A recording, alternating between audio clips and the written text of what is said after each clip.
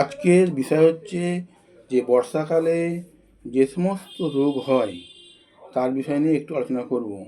তো কোন কোন ওষুধ লাগে হোমিওপ্যাথিতে সেটা বলবো। আগে মেনলি বলবো যে বর্তমানে এখন বর্ষাকাল একদিকে, চারিদিকে জল জমে আছে। এছাড়া এখন বাড়িতে বাড়িতে টাইম কলের ব্যবস্থা হয়ে গেছে অধিকাংশ বাড়িতেই, যার ফলে সেই জলগুলো কিছু ড্রেনে মাঠে ঘাটে রয়েছে। এর ফলে কি হয়, জল জমে সাধারণত নানা রকম মশা উপদ্রব হয়, আরও অন্যান্য কীটপতঙ্গের উপদ্রব হয়।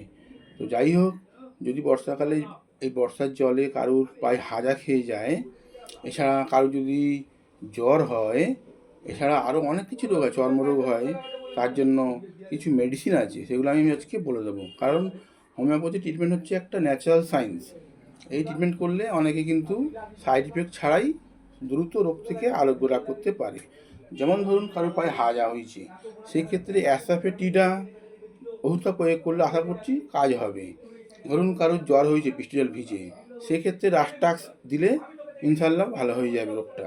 এছাড়া আরও অনেক রোগ হয়, চর্মরোগ, সেগুলো সিমটম দেখে দিতে হয় সাধারণত। তো আপনারা যখন চিকিৎসা করবেন, তো আশেপাশে ডাক্তারের সঙ্গে পরামর্শ করে তবেই কিন্তু ওষুধ নেবেন। তো আমার বলার উদ্দেশ্য হচ্ছে, আমাদের সমাজে যারা মেন মেন জায়গায় বসে আছে তাদের গিয়ে বলতে হবে যে জলের নিকাশি ব্যবস্থা করে দিতে হবে। নাহলে কিন্তু দিনের পর দিন রোগ বেড়েই থাকবে, মানুষ প্রেশারের মধ্যে পড়ে থাকবে।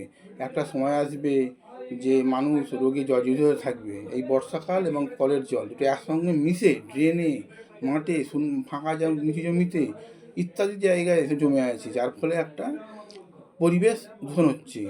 তো এটা সম্বন্ধে আমাদের সচেতন হওয়া দরকার। যদি ভিডিওটা ভালো লাগে লাইক করবেন, সাবস্ক্রাইব করবেন চ্যানেলটা।